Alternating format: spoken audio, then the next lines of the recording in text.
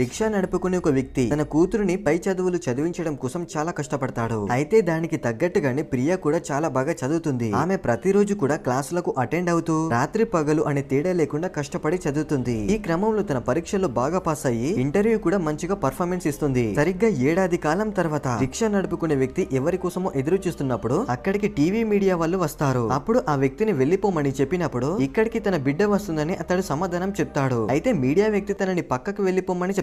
దాంతో చేసేదేమీ లేక తన రిక్షా తీసుకుని పక్కకు వచ్చేస్తాడు. ఆ తర్వాత కాసేపటికి ఒక బస్సు రావడంతో మీడియా వాళ్ళంతా కూడా అక్కడికి చేరుకుంటారు. అప్పుడు బస్సుల నుండి వచ్చేది ఎవరా అని అక్కడ ఉన్న రిక్షా అతను గమనిస్తాడు. ఆ సమయంలో తన కూతురు బస్సు దిగి రావడం చూసి అతడు షాక్ అవుతాడు. అలానే చుట్టూ ఎంతమంది ఉన్నా కూడా తన తండ్రి కోసమే ఆమె వెతుకుతుంది. ఆ తర్వాత సంతోషంగా తన తండ్రి వద్దకు వచ్చి తన కలగన్నది నిజం చేసుకున్నానని సంతోషంగా చెప్తుంది. ఆ మాటలకు తండ్రి ఎంతోగానో గర్వపడతాడు. అప్పుడు ఆ వ్యక్తి తన కూతురిని తీసుకుని వెళ్లాలని చూసినప్పుడు ఈ రోజు రిక్షా తను నడుపుతానని కూతురు అంటుంది. ఈ విధంగా ఒక రిక్షా నడుపుకునే వ్యక్తి కూతురు బాగా కష్టపడి చదువుకొని ఒక జిల్లా అధికారిగా మారింది. వీడియో నచ్చి సెలెక్ట్ చేసి ఎలా ఉందో కమెంట్ చేయండి ఫ్రెండ్స్.